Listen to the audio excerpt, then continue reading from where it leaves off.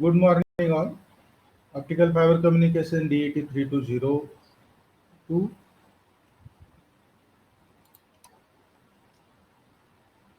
Course outcomes. The students will be able to understand the different communication media, various blocks and applications of optical fiber communication system. The students will be able to understand optics rules and measure the optical fiber cable parameters. The students will be able to identify suitable optical source for a given application. The students will be able to identify suitable optical detector for a given application. Students will be able to identify suitable connector and measure the losses in the optical fiber cable. The students will be able to understand architecture of optical networks for given applications.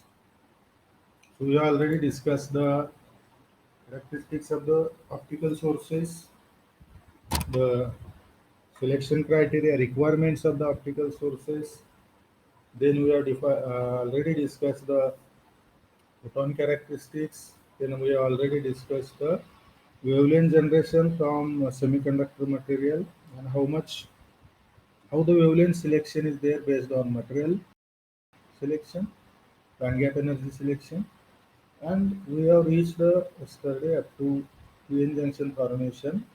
But unfortunately, the link is disconnected when I have discussed the energy band diagram of the same, that is PN junction. So let us very quickly, very fastly recap this. Characteristic of optical sources. Three types of the optical sources are there. Wideband continuous spectral sources, incandescent light. All the wavelengths are present. It is not a monochromatic. All the wavelengths are present. And it is also not incoherent and not directional. Then second, monochromatic but incoherent source are there. Light emitting diodes. Coherence is not there. In phase photons are not emitted. But they are emitting single wavelength. So monochromatic incoherent sources.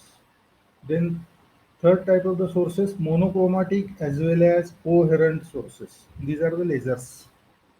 They all the photons emitted photons and all the photons are of same wavelength, same photon energy.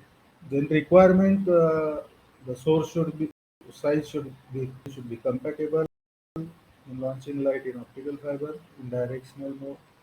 It must accurately track electrical input with minimum distortion and minimum noise. That must be that is nothing but source should be linear. It should emit the light at wavelengths where the fiber has low losses, so wavelength selection can be possible. Or according to wavelength, we have to select the source, and according to detector, we have to select the source. And it should provide the wavelength for detector for efficient detection.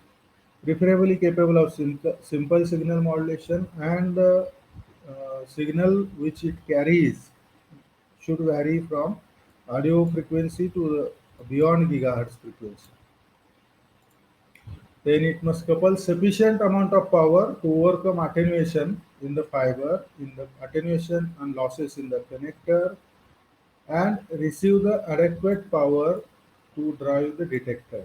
So whatever the required power is there for the detector, that's not that much it should uh, deliver to the receiver.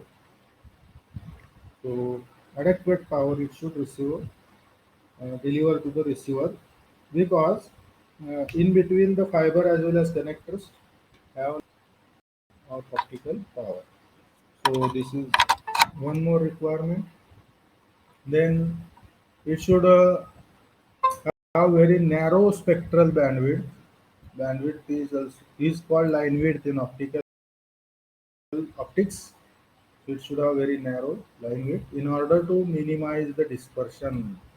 So dispersion is causing the losses.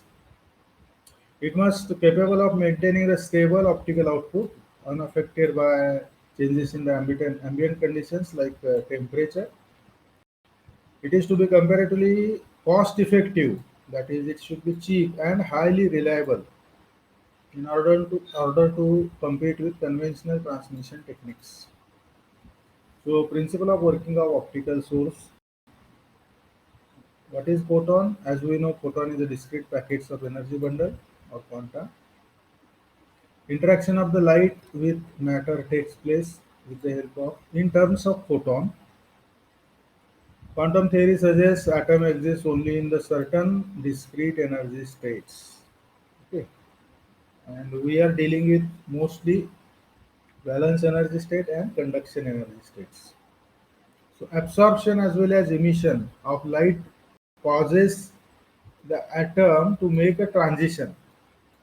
Absorption and emission of light causes the atom to make the transition from discrete energy states, one state to other state. So this is the basic. Then the work in working there are three basic processes: absorption of the photon, spontaneous emission of the photon, stimulated emission of the photon. So absorption of the photon is taken place whenever the photon is exactly equal to or matching the energy equal to band gap energy of the material. Okay, E or Eg, band gap energy, E or Eg. So then that photon is absorbed and conduction band charge particle goes into, sorry, valence state charge particle goes into conduction state. Okay, so this is the final state. This is the initial state. Similarly, spontaneous emission, whenever the charge particle is already in conduction state, higher energy state, it loses the amount of energy equal to band gap energy, and it jumps from conduction state to valence state, and it emits the photon HF, and which is equal to band gap energy, because that much amount of energy it is releasing. Okay, so this is spontaneous emission. And in simulated emission, again the charge particle is in conduction state, and external photon is interacting. This is external, having the same energy, that of band gap energy. The atom charge particle in the conduction state, and it makes the charge particle to jump to valence state and liberate the amount of energy HF equal to Eg. So original photon is also having HF equal to Eg, same energy, same wavelength, and both the original incident photon and radiated photon, both of them travels or propagates in same directional, unidirectional, and with same phase and with same energies, that is same lambda, same wavelength, same frequency. So they are monochromatic and coherent. So this stimulated emission is monochromatic and coherent. Spontaneous emission is random. It is not coherent. It is incoherent. So, but it is monochromatic because this material always have same band gap energy. So each time material emits same wavelength, same frequency. So this monochromatic incoherent is observed in light emitting diode, and stimulated emission is observed in light amplification with stimulated emission of radiation, laser. So again the working principle of optical source, absorption and emission of radiation. The frequency of radiation F is released to the difference in energy E between the higher energy state E2 and lower energy state E1. So this much amount of frequency is absorbed or emitted, that can be written as E equal to, either it is absorbed by the material is same or emitted also same, where H is, this H is Planck's constant, 6.626 into 10 raised to minus 34 joule second, 10 to the power minus 34. Then working principle of optical source, absorption of light photon. Generally, absorption is observed in the detectors, but absorption takes place, very small absorption in the source material also. And the same absorption we are dealing in the detector when we deal with detector in fourth chapter. Same is observed in the detector. Heavily it is observed. All the operation of detector is taken place with the help of absorption. Detector works with the help of absorption. Now, if again two energy states are there, with higher energy state E2, lower energy state E1, and atom is initially in the lower energy state E1. Then, when photon with energy E2 minus E1, exactly the difference energy incident on the atom, it goes into higher energy state E2 from lower energy state. First, it is in the lower energy state, and then it is goes into higher energy state through the absorption of the photon. Okay, this process is absorption. Then, uh, principle of working of again source in which the emission of radiation of in form of light or photon takes place. Again consider two energy state of or level two level atomic system where an atom is initially in the higher energy state. In absorption case, atom is initially in the lower energy state and goes into higher. But in the radiation state, atom is already in the higher energy state, and then after emitting the amount of energy, it goes into lower energy state. It can make transition to the lower energy state by providing emission of the photon at frequency corresponding to E equal to E2 minus E1 equal to HF. The emission of light is by two types. Now, this emission is of two types. One is spontaneous emission, second is stimulated emission. So, principle of working of optical source. Again, we continue with the emission of the radiation from the in form of photon, radiation in form of light, form of photon.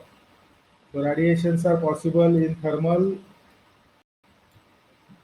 lattice vibrations, and light, all the type of the energy. So, in form of light. The two types of emission processes are there. The first one, that is spontaneous emission, in which the atom returns to lower energy state in entirely random manner. From higher energy state E2 to lower energy state E1, the atom jumps with radiation of photon HF in entirely random manner.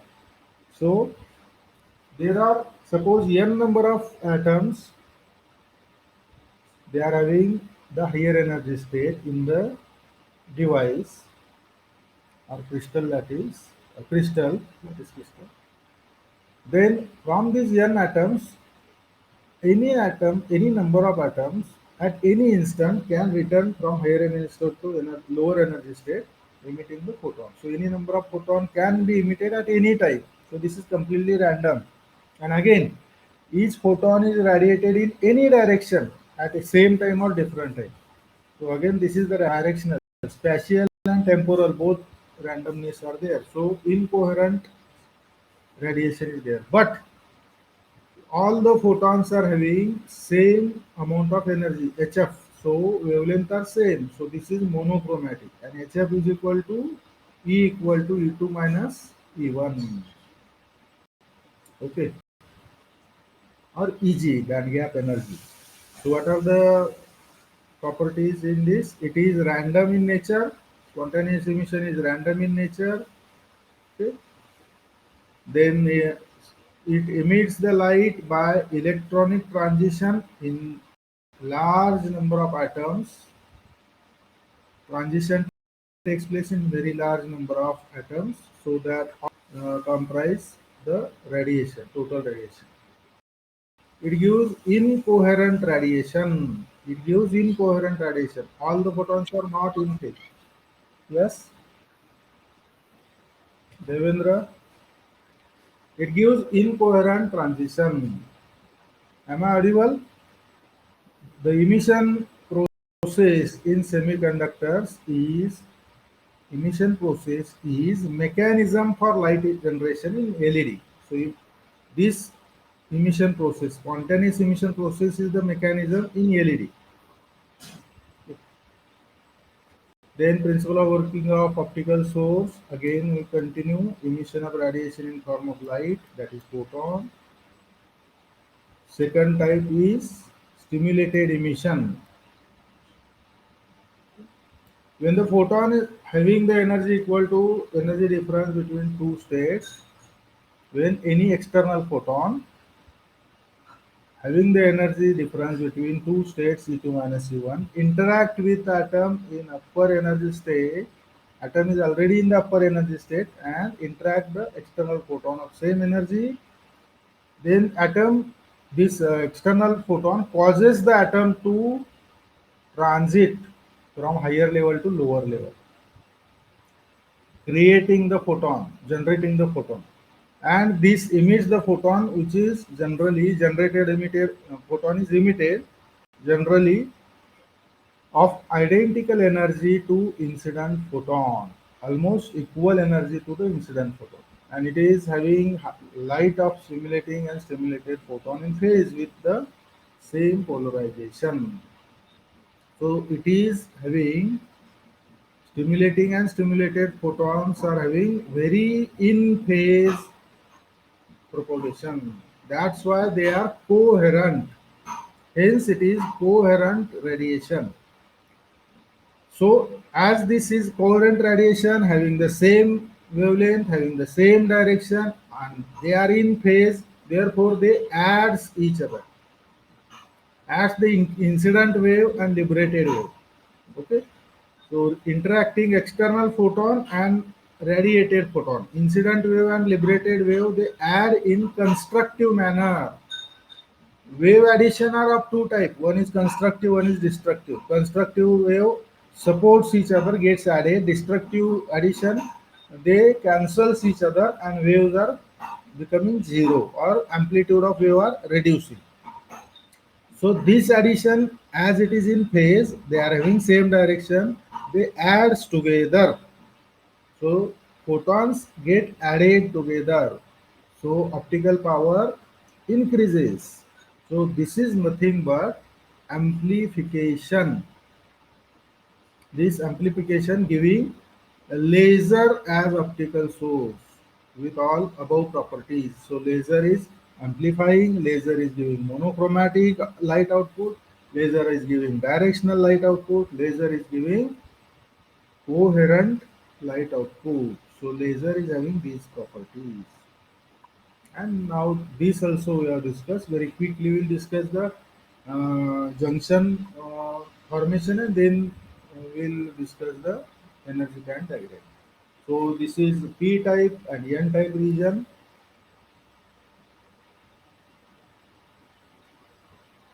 As we know, from intrinsic to make extrinsic semiconductor, we add the impurity. So electrons are indicated by this symbol, holes are indicated by this symbol, empty circle and field circle. Field circle is electron, empty circle is holes. Minus sign in the circle is acceptor ion and plus sign in circle is donor ion. So whenever NaCl, Na is there, its outermost electron is 1 electron, and Cl is there, its outermost electrons are 7, isn't it? 7 electrons. And while making the bond, this electron is shared with the Cl, and Cl shares 7 electrons with Na, and this forms NaCl. Whenever NaCl is dissolved in water, then Na and Cl get separated. While separating, Na gives this electron to Cl, and as one negative charge is lost by Na loses one negative charge, negative charge is loosed by Na, therefore it becomes ion Na becomes positive, and Cl is taking one extra electron, becoming more negative. So Cl becomes original Cl and one more negative charge. So Na plus Cl minus, and these are the ions. These are the ions, isn't it?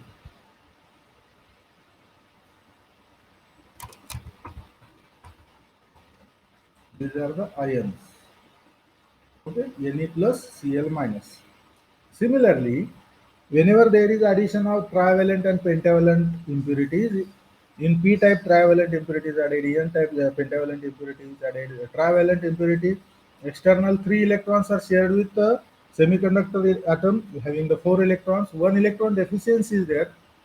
This electron deficiency is nothing but lack of electron, empty electron, okay, absence of electron, and this is considered as positive charge. Okay. So whenever the positive charge, now here whenever a negative charge is lost by atom, it becomes positive, and similarly whenever the positive charge is lost by the atom, it becomes negative ion. Ions in p type, by losing these positive charges, that is holes, becomes negative ions. So ions are negative in p type material. All these ions are negative and they are liberated positive charges. Those are the holes. So plenty of holes are available in p type of the material, and these are these large number of holes are called majority charges because they are large in number.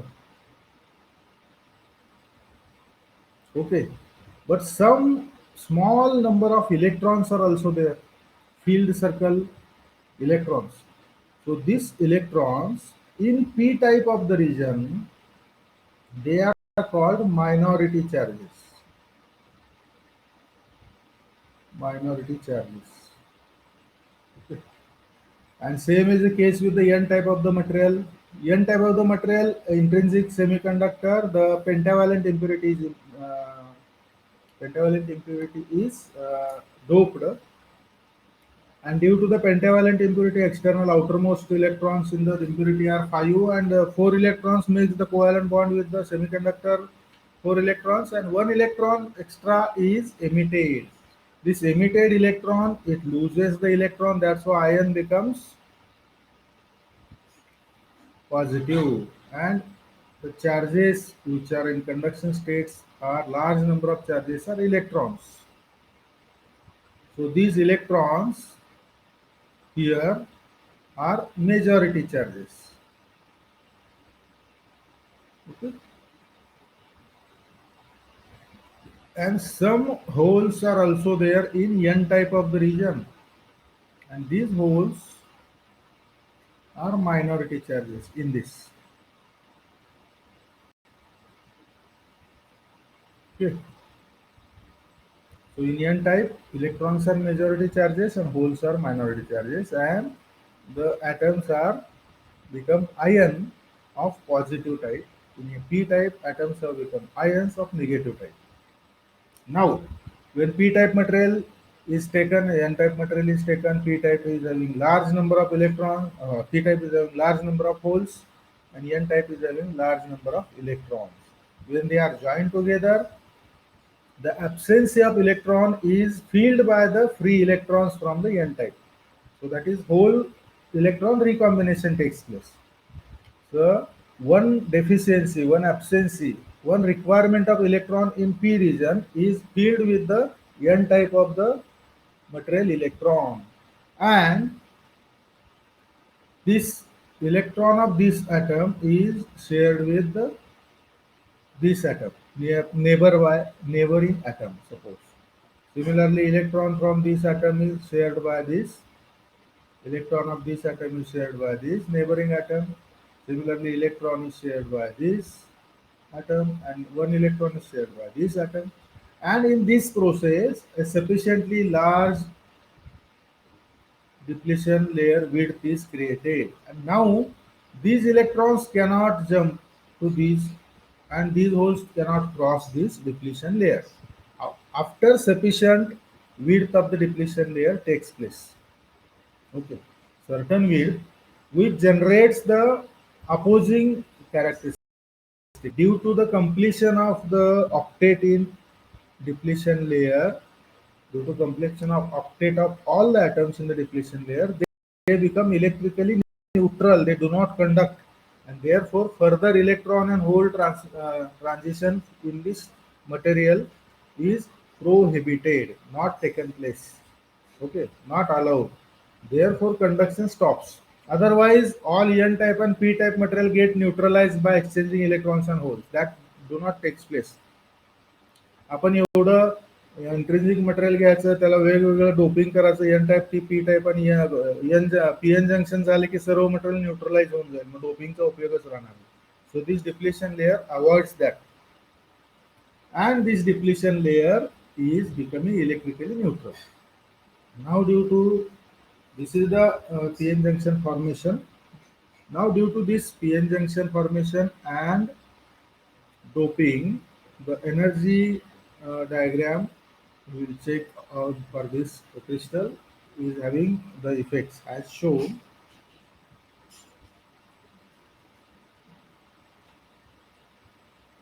So energy is shown here, say y-axis,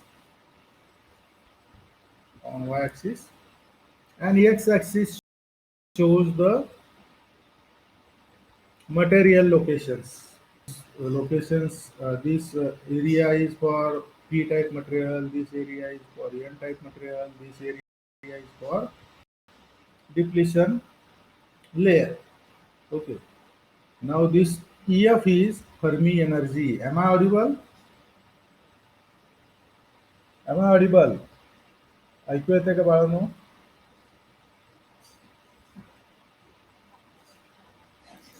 Okay, thank you. Siddesh, Manish, Yogiraj, Suyash, Suyog. EF is the Fermi energy level, which is the average energy level of the crystal. Okay, the material crystal. Whenever it is doped with acceptor ions, okay, acceptor ions shifts the energy of the material in the upward direction. Doping of the acceptor ion changes the energy diagram, energy band energy properties. Okay. And this material is having this type of the energy rearrangement. Similarly, otherwise the material would have Fermi energy and the conduction energy and the valence energy are at valence and conduction are at equal distance from the Fermi energy level. Okay? And that varies due to the acceptor doping. Similarly, in N type of the material, whenever the donor doping is there, donor material doping, okay, then this shifts towards the lower energy side. Okay, and from this Fermi energy level, the conduction state energy and valence state energy they shifts downward. That means from their original level position, the original energy amount. So this shifting is takes place in two types of the lattice, or P type and N type. And in junction, this energy is very continually varies in P to N region. Okay, so like this. Okay. This is the energy variation in P to N region. Okay. Now, how much is the energy of various charged particles and various ions is also shown. In P type of the region, holes are in the valence state, isn't it? Valence state. So they should have the valence state energy. All the holes are in the valence state. Absence of electrons in the valence covalent bond. And some minority charges are there, they are free, they are in the conduction state. Minority charges in the whole P type are in conduction state. So these are the minority charges, electrons. In P type of the region in the depletion layer, all the acceptor ions are having near valence energy, just above the photon energy level. They are in the uh, level at the level above the valence energy. And due to their energy, the average energy is shifted. In the N type of the region, the majority charged particles, electrons, are all free state electrons and conduction state energy. So extra electrons in the N type region, fifth electron is in free state. They are not in covalent bond. And to have the free state condition for the electrons must possess the conduction state energy level. So all the electrons in the conduction state. Similarly, if there is any hole minority charge carrier, that is in the valence state. Hole is nothing but absence of electron. Where absence is there? In the covalent bond. So if the absence is in the covalent bond, it is valence state, isn't it? So holes in P type as well as N type are in the valence state, and electrons, which are free state electrons, conduction electrons, in both P and N, they are in the conduction state. And similarly, the ions, donor ions, are having just slightly lesser energy than the conduction state energy, because the electrons are from the donor ions. So whenever the electron is emitted at the conduction state, the ions are at the same energy state, and average energy is shifted.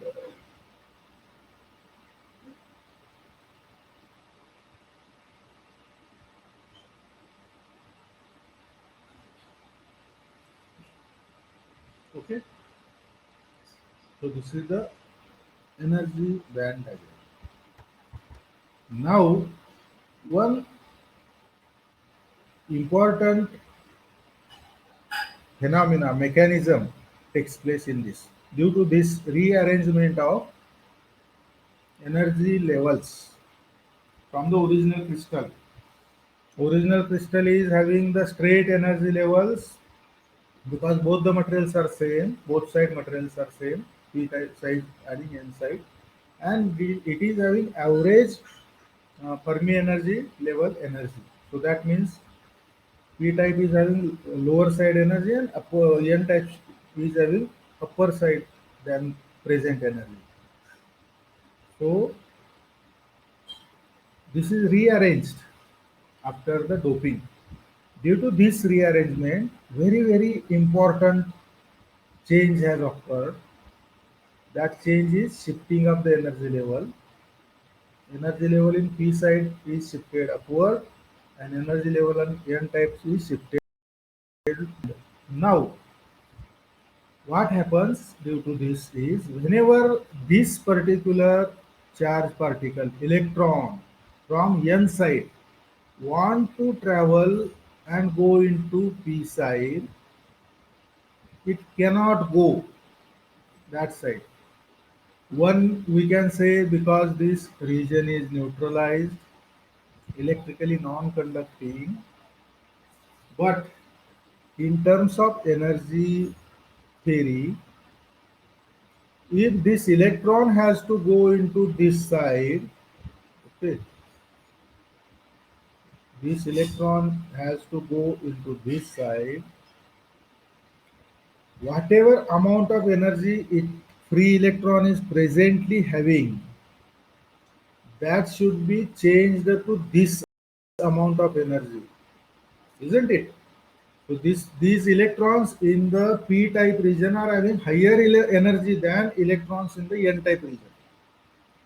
If you check this y-axis, energy axis, so these electrons are having this amount of energy, isn't it? Than this electron. So there is a difference in the energy. There is a difference in the energy. And this difference, as we see here, this difference is potential barrier. So what is potential barrier? Potential barrier is the energy difference of free state charge particles from one side, n side to p side. And if the charge particle has to go from pn side to p side, that electrons, or similarly for holes from p side to n side, they have to cross this barrier of the potential. Presently in n side electrons are having different potential, p side electrons are having different potential.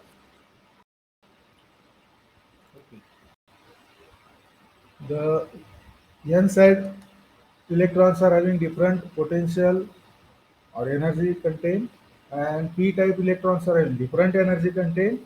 Then n side electrons, if they have to go jump into the p side area, travel into the p side area, they cannot go in that material, because that material free electrons are having higher energy level. That's why this electron conduction do not takes place from n side to the p side. Okay. Now, if this conduction is to be made possible, we have to raise the potential or the energy contained of the electron in n side. And how it is raised? By breaking the potential barrier. How it is broken, or how it is energy of electron is raised? By providing the bias, external bias to the junction material, crystal, junction crystal. So if you connect the positive negative voltage supply to p-type and n-type, the depletion layer or barrier potential goes on reducing as we go on increasing the potential, external bias potential. And at certain level, the potential, external potential gives the electrons on n side sufficient energy to cross over the barrier potential or potential barrier. Barrier of potential or potential barrier. And then conduction takes place. So this takes place in silicon at zero point 0.7 volt bias, forward bias. In germanium, it takes place in zero point 0.3 volt forward bias, and so on for various semiconductor materials. Here in the optical, we are considering gallium arsenide, indium phosphate, etc. So these are the semiconductor materials. We are not using silicon and germanium in the optical communication devices. Okay. So this is the potential barrier, and that has to overcome by the electrons, and then these electrons can start conduction, and then this crystal starts conduction, become conductive. And for that, external potential difference is connected, and that external potential difference or voltage is called biasing of the device. This biasing causes the energy raising of charged particles, and then charged particles can cross the potential barrier and goes into other side, and that is nothing but conduction of the junction. Okay, so this theory we have just recap. This is our theory, this is our regular syllabus, but this theory we have seen in high school level, maybe semiconductor, or at least in physics and first year elements of electronics and other device courses, okay, electronic device courses. So I think yesterday we have missed this energy band diagram discussion. So we have completed energy band diagram discussion today. Now hereafter we are clear with energy band diagrams, and we can very well talk in terms of the energy band diagram. So this is p-type material. If you consider the mechanism of spontaneous emission in forward biased PN junction. Okay.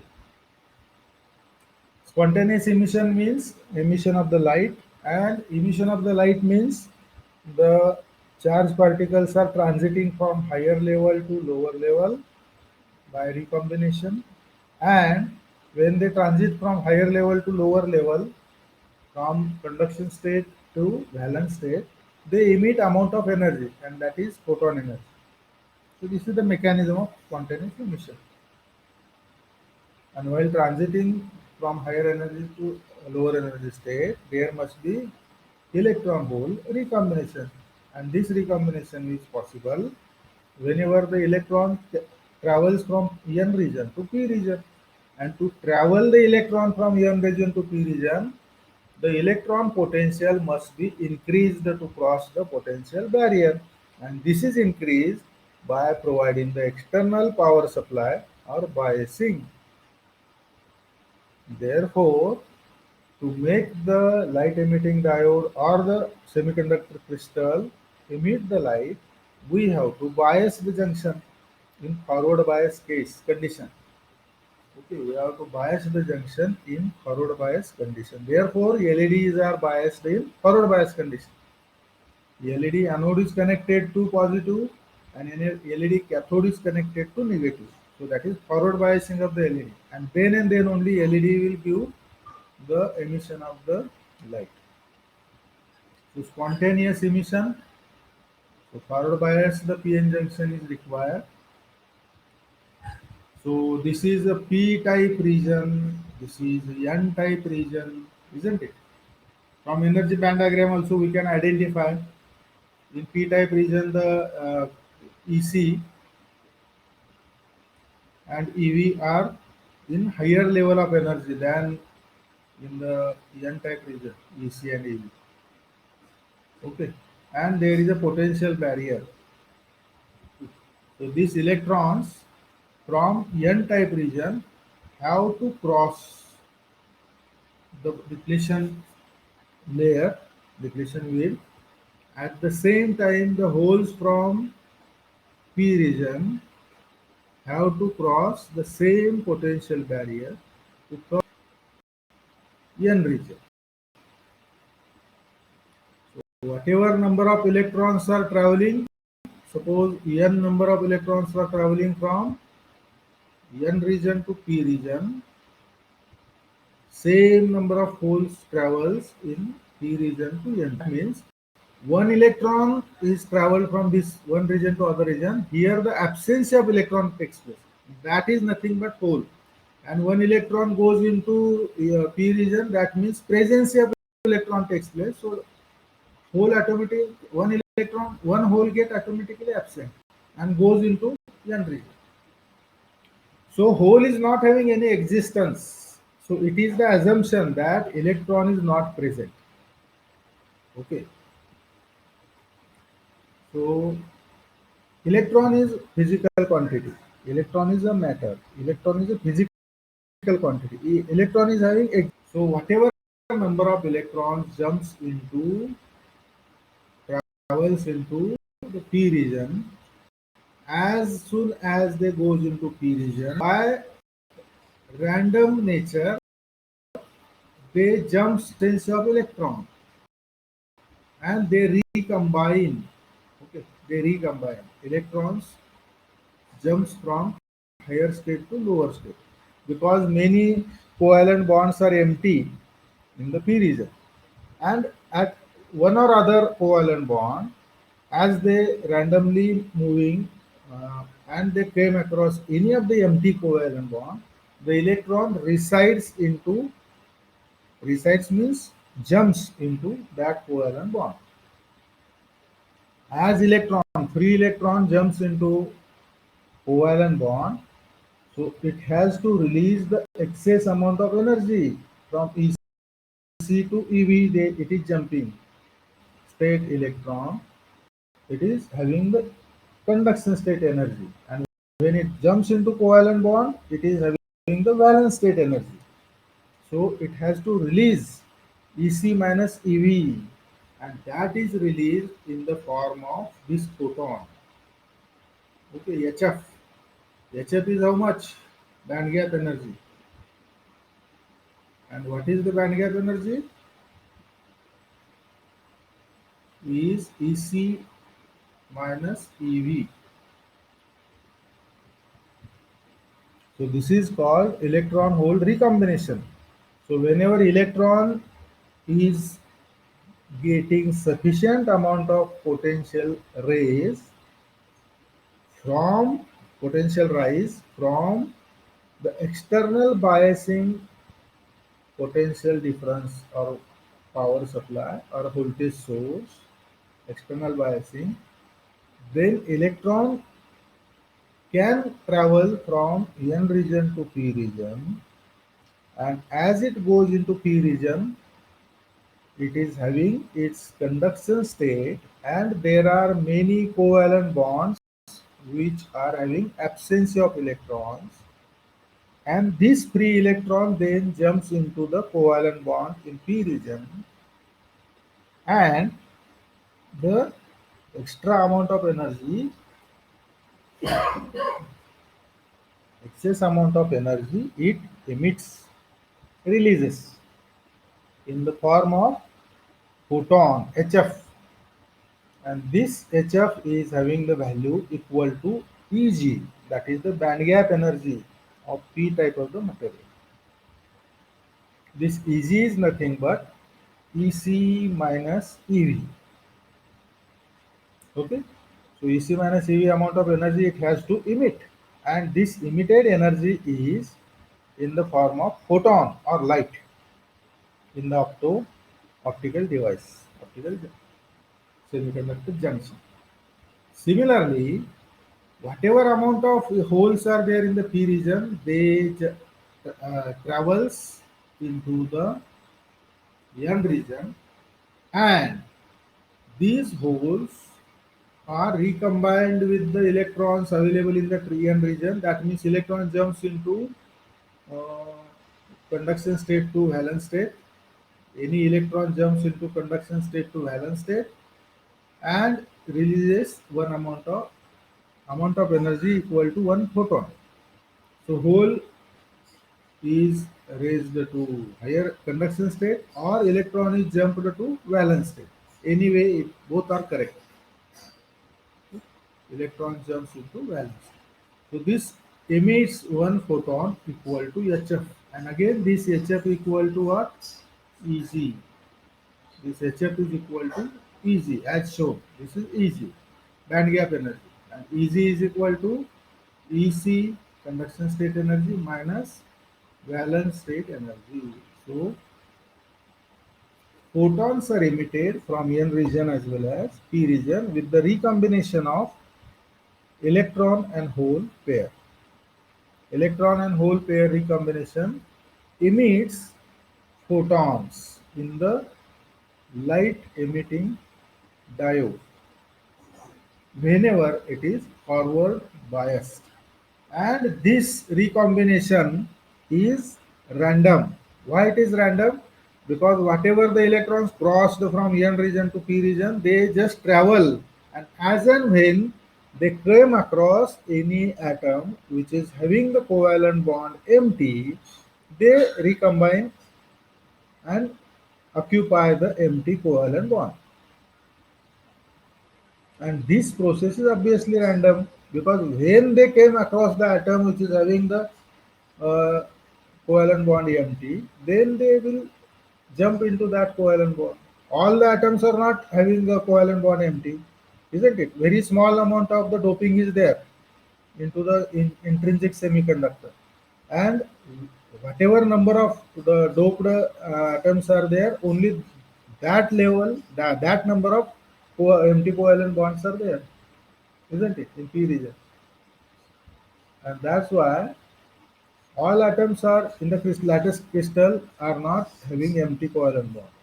So somewhere empty is there, and many of them are having semiconductor full octet.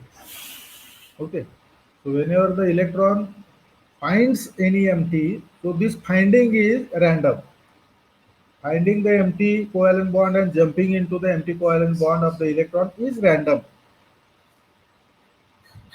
And that's why, according to the spin of the direction of the covalent bond orbit and time of the jumping of the electron into covalent bond, these temporal, spatial, these are all random.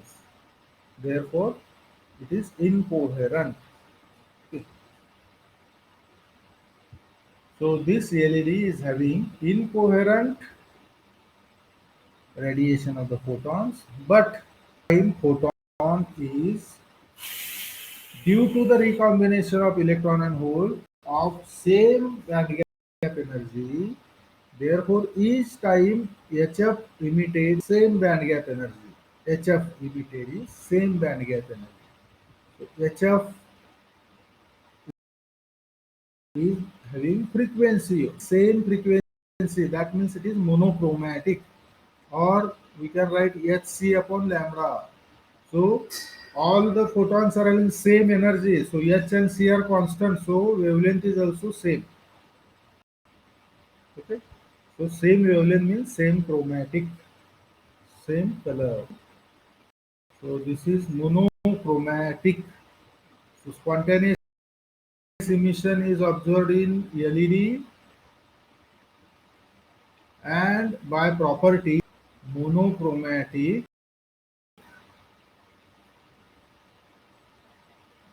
monochromatic, but coherent.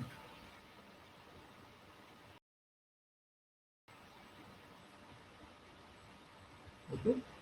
Spontaneous emission is possible whenever the PN junction is forward biased, and it is observed in the LED, and in spontaneous emission the photon is incoherent. The same is here. Spontaneous emission, the energy released by electron hole recombination is equal to band gap energy, Eg.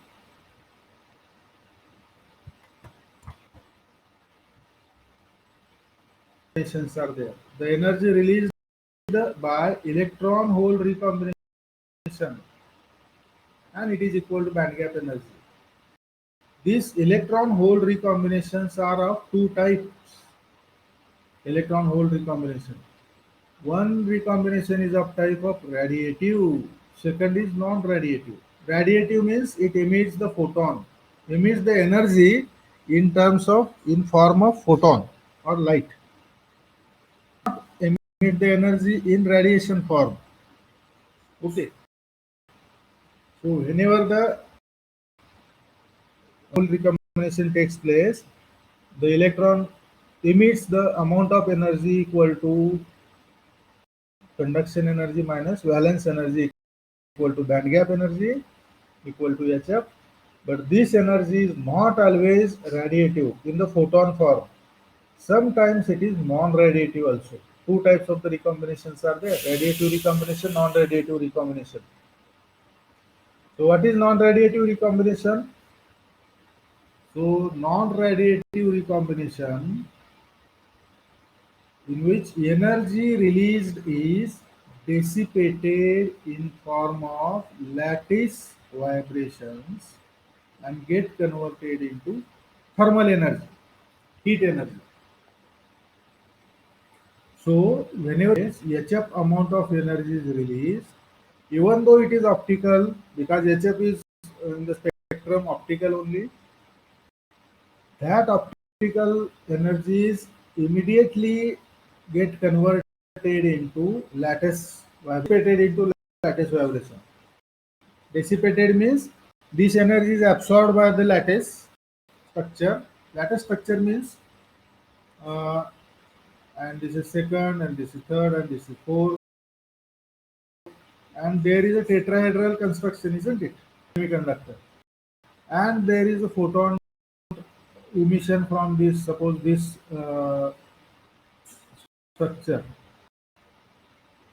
Okay, this is having the continuous structure. Okay, and photon is emitted, but immediately it is absorbed by this bond. Okay, from the lattice. This is called lattice absorption. Absorption. Immediately emitted photon is absorbed by the same material. This material is resonant to that particular wavelength because it is emitting same wavelength. If it emits same wavelength, same material, and it emits the releases one electron. It absorbs the material. If it is emitting the photon of energy, band gap energy, material is having same band gap energy, be absorbed again, isn't it? Or releasing electron. Yes, the lattice vibration resonant to the lattice dimensions. Okay, and this bond in the atoms, lattice formation is there. That lattice is goes into mechanical vibration. That means the photo energy is converted into mechanical energy. Okay, dissipated in form of lattice vibration. That means internal molecular structure get vibrated, and this lattice vibration, that means structure movement is there, vibration movement is there, and this mechanical energy get converted into thermal energy. Okay, the mechanical energies get converted into thermal energy. So this atomic structure converts this emitted photo energy into mechanical energy into thermal energy. So finally, the device is get heated up. Okay, the same is observed in all the devices: simple PN junction diode, simple Zener diode, SCR diode, triode, all these IGBT. Some amount of the energies get converted into lattice vibration and get converted into thermal energy. That's why all semiconductor device gets heated up.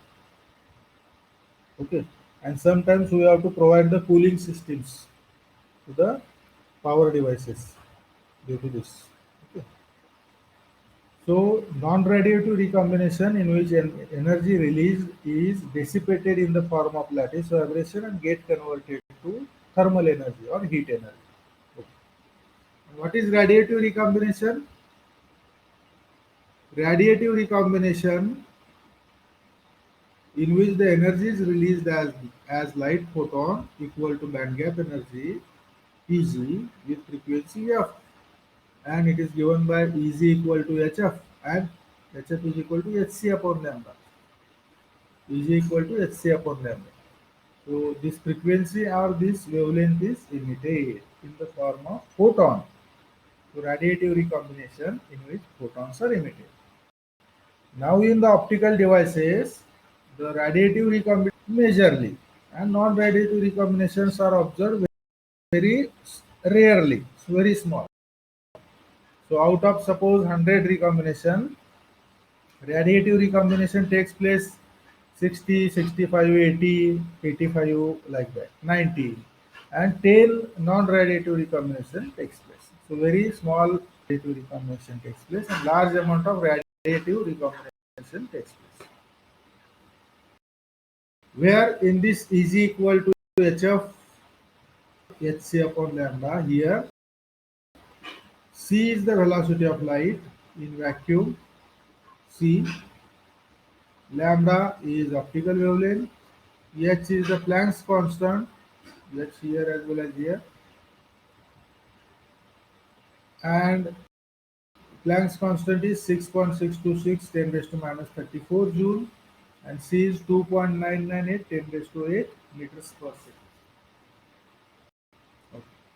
If you substitute these values, that is H and C, into this lambda, if we write Ez equal to Hc upon lambda, we can rearrange this equation. Lambda we are taking this side, and lambda can be written Hc upon Ez. Okay, so we can make this equation for lambda.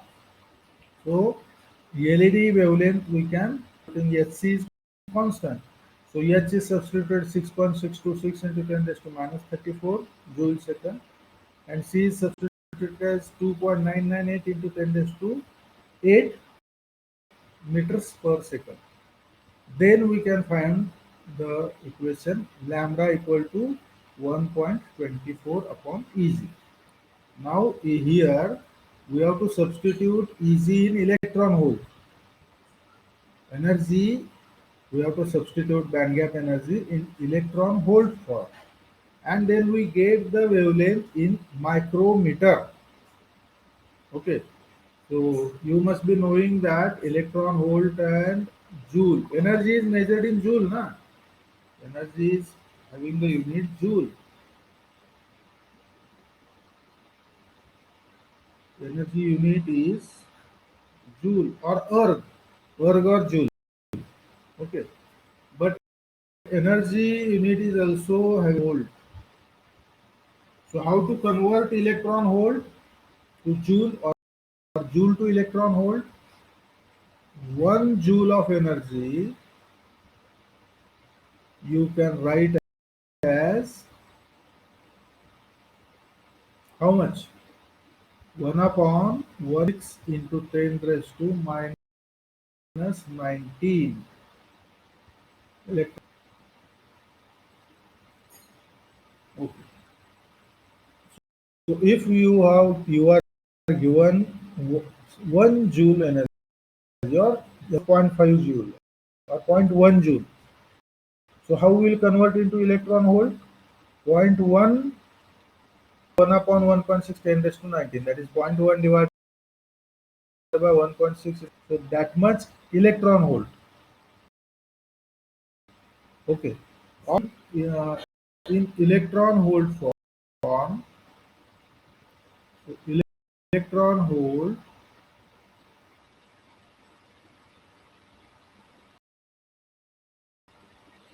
suppose given in electron volt, convert into joule, or if it is given, we can convert it to electron volt. That is 1 electron volt is nothing but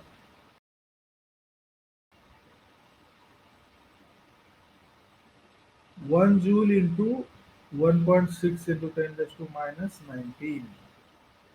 1 into 1.6 into 10 raised to minus 19 joule.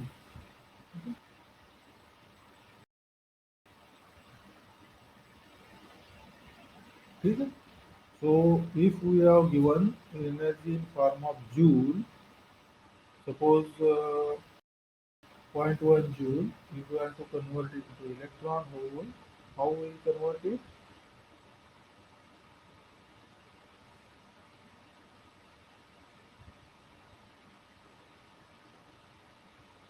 1 joule divided by 1.6 10 raised to minus 19 in electron volts. Okay. That much electron volt. Joule to electron. Similarly, electron volt to joule conversion. Whatever electron volts are given, that is converted by into joule by multiplying 1.6 into 10 raised to. Okay. So I will rearrange this again. First we will write the statement, and then we will go for formulation. Suppose 1 joule is there, and we have to convert it into electron volt. Okay. We have to divide by 1.6 into 10 raised to minus 19, and that much electron volt is there. Okay. Joule is converted into electron volt by dividing 1.6 into 10 raised to minus 19.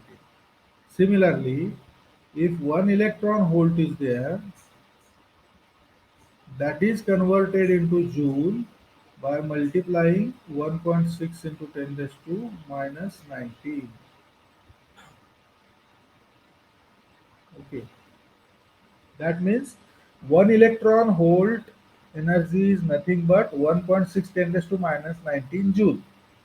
So electron volt is very, very, very small unit amount of energy. So electron volt is unit devised for identifying very, very, very small energy, because in atomic structures the charge particles and atomic levels, conduction state, energy, valence state, these are very, very, very small energies. Atomic level energies are very small energies, and in terms of joule, if you want to write, it becomes very, very 10 raised to very 90, minus 19, minus 20, minus 30. So each time we have to multiply with some 10 raised to minus 19, 20, 21, 18, minus 18, etc. So it becomes tedious job to write and calculate. To make it easy, this new unit is devised, that is electron volt. So one electron charge is this number 1.6 10 raised to minus 19. You must have identified it. This number is electronic charge. So one electron is having the charge 1.6 into 10 raised to minus 19 coulomb, isn't it? 1.6 into 10 raised to minus 19 coulomb. So the same number, electronic charge number, is used here to convert 1 joule to electron volt. How to remember this? Suppose you are having 1 joule energy. It is very large energy, 1 joule energy. So in terms of electron volt, how we'll write? We'll divide by 1.6 10 raised to minus 19. So it will become very, very large number in electron volt, isn't it? So 10 raised to minus 19 goes into denominator. So this way you can remember. So joule is very large energy. So in electron volt, it will become very large number.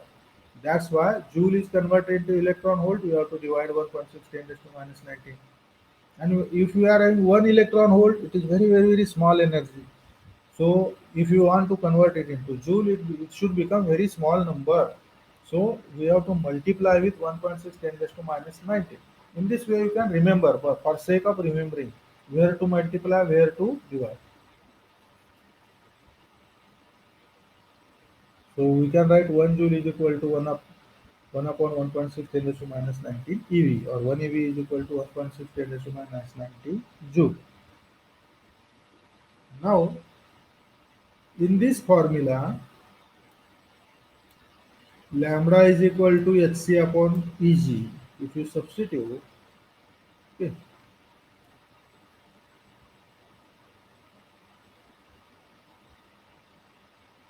lambda equals to hc 6.626 10 raised to minus 34 multiplied by c 2.998 2.998 10 raised to plus 8 divided by eg. Now we have taken h in joule per second, c in meters per second. Eg must have been taken in the joule. So we have to convert Eg into joule. We have to substitute Eg into joule. Okay. So if we are substituted Eg into joule, lambda will come into meter, isn't it? Lambda will come into meter. Now whenever we have substituted this into joule, okay, and instead of joule, if you want to substitute this into electron volt, suppose, for easy calculation, what we will do? will use this. We are basically we are substituting in joule, isn't it?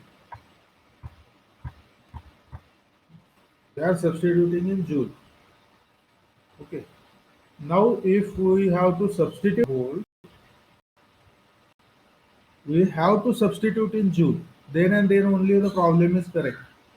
Suppose so 1.6 into 10 raised to minus 19 joule is there, or 3.2, suppose 3.2 10 raised to 19, that much joule is there. So that is how much? 2 electron volt, isn't it? So that is 2 electron. Instead of 3.2 10 raised to 19, if you want to substitute directly 2, the remaining portion we have to already substitute here. That is how much it is? 3.2 10 raised to 19. We are writing this 3.2 10 raised to 19 as 1.6 10 raised to 19 minus 19, isn't it? Writing this. So whenever we are writing substituting 2e, whenever we are substituting 2e electron volt, how we will substitute? Actually, in problem solving, we have to substitute this 2 electron volt as 2 electron volt multiplied by 1.6 into 10 raised to minus 9 joule by converting into joule.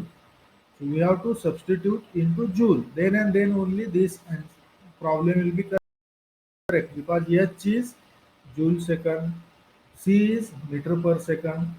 So this must be in joule. And to substitute in joule, if suppose there is 2 electron volt band gap energy, how we will substitute? 2 multiplied by 1.6 multiplied by 10 raised to minus 19 joule. Problem. So here we are substituting electron volt value multiplied by this multiplier, isn't it? Now, if you want to substitute only electron volt value, already we'll use here 1.6 10 raised to 19 into these numbers, isn't it? Previously written was not correct. We are not converting into electron volt. We are substituting in joule only, but we are substituting electron volt value, and already we are taken 1.6 10 raised to minus 19 multiplication into this constant value. Now 6.626 multiplied by 2.998 divided by 1.6, it comes 2.4 12.4. Okay, if you calculate 6.26 multiplied by 2.998 divided by what comes as 12.4. Okay, multiplied with this 10 raised to minus 34 multiplied with this 8 and multiplied with this denominator 10 raised to minus 19 goes into numerator 10 raised to plus 19. Okay, plus 8 plus 19 becomes plus 27 34. So what is the difference? Minus 7. So 12.4 into 10 raised to minus 7 is the numerator value. So this value is 12.4 10 raised to minus 7 divided by Eg in 11 volt. Now I will write here in the top lambda is equal to 12.4 minus 7 divided by Eg in electron volt. We have to value because already the multiplication factor to convert the joule we have taken into this constant. 12.4 you can write as 1.24 multiplied by minus 6 divided by Eg in electron volt. This minus 6 is again absorbed. minus 6 is also removed here. Use the lambda in meter, na? In meter. So if the 10 raised to minus 6 is also absorbed, removed from here, 10 raised to minus 6, then whatever the value comes will be in the micrometer. Okay, so this rearrangement is only made. Rearrangement is made. So that's why it becomes lambda is equal to. तुम्हाला हे सगळं लक्षात ठेवायचं नसेल तर directly लक्षात ठेवा lambda equal to 1.24 divided by EZ. So where lambda is used in micrometer, here we have to substitute lambda directly. We are getting the lambda directly. Or if you want to substitute, lambda is in the micrometer. असेल lambda दिलेला असेल तर directly lambda micrometre मध्ये substitute करा किंवा lambda तुम्हाला मिळाला कॅल्क्युलेशननी तर तो मायक्रोमीटर मध्ये असेल and in electron volt lambda equal to 1.24 is the equation.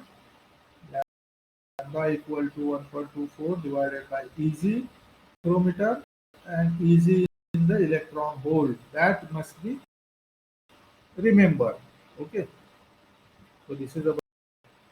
Okay. So we'll discuss again the spontaneous emission in the form, process form tomorrow. Am I audible till now? I think I am audible. Okay, thank you. Let us meet tomorrow. Okay. YouTube video and all the YouTube videos for previous lectures, please go through it. Okay, thank you. Chinmay. So, thank you.